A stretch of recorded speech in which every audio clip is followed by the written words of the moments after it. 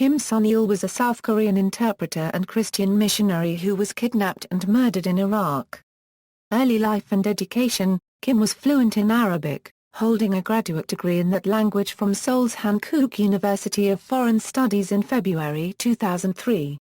He also had degrees in English and theology, and had hoped to become a missionary in the Middle East.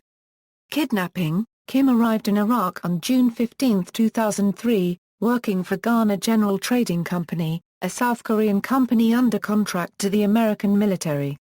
On May 30, 2004, he was kidnapped in Fallujah, about 50 kilometers west of Baghdad, by the Islamist group Jamaat al-Tawhid wal-Jihad and held as a hostage. The group, which was allegedly led by Abu Musab al-Zarqawi, killed him on or about June 22 when South Korea refused to meet their demands that it cancel its plans to send 3,000 more troops to Iraq and withdraw the 660 military medics and engineers already there. Jamaat al-Tawhid wal-Jihad had initially set a June 21 deadline in a videotape showing Kim pleading for his life. However, on June 22, after initial reports that the militants had given their hostage more time, Al Jazeera television reported that they had received a videotape footage of Kim being decapitated by 5 men, like hostages Nick Berg and Eugene Armstrong in Iraq, Paul Johnson in Saudi Arabia, and Daniel Pearl in Pakistan. The report was subsequently confirmed by the South Korean government. In the murder video, Kim is fitted with an orange jumpsuit and blindfolded. One of the captors reads a statement and then another captor takes out a knife and decapitates him. The statement said, "Korean citizens, you were warned, your hands were the ones who killed him. Enough lies, enough cheatings.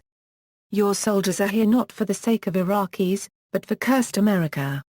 The president of Ghana General Trading is said to have known about the kidnapping almost immediately, but he did not report it until after the videotape aired. He had consulted a lawyer, who argued that the situation must be managed without government intervention if Kim was to be saved. It is claimed that government officials had little time to react.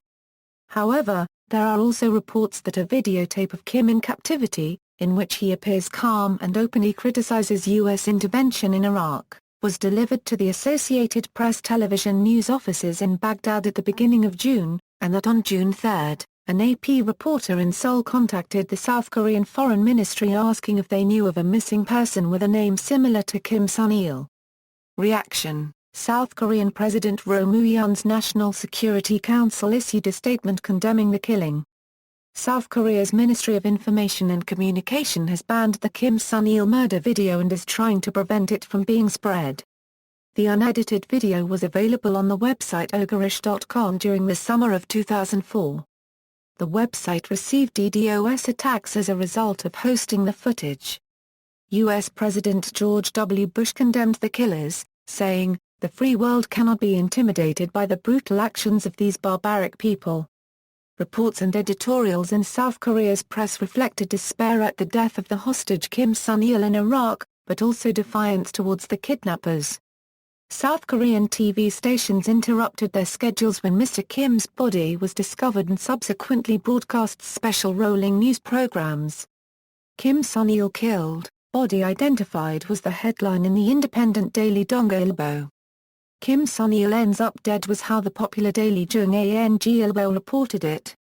In South Korea, thousands of people rallied against the South Korean military going to Iraq, and to express anger about Kim's death, they burned portraits of the mastermind of his killing, Abu Musab al-Zarqawi. The South Korean government eventually passed a law barring passport issuance for 3 years to South Koreans who damaged national prestige. The law was interpreted as an attempt to curtail Christian missionaries, especially after the 2007 South Korean hostage crisis in Afghanistan. See also: 2007 South Korean hostage crisis in Afghanistan. References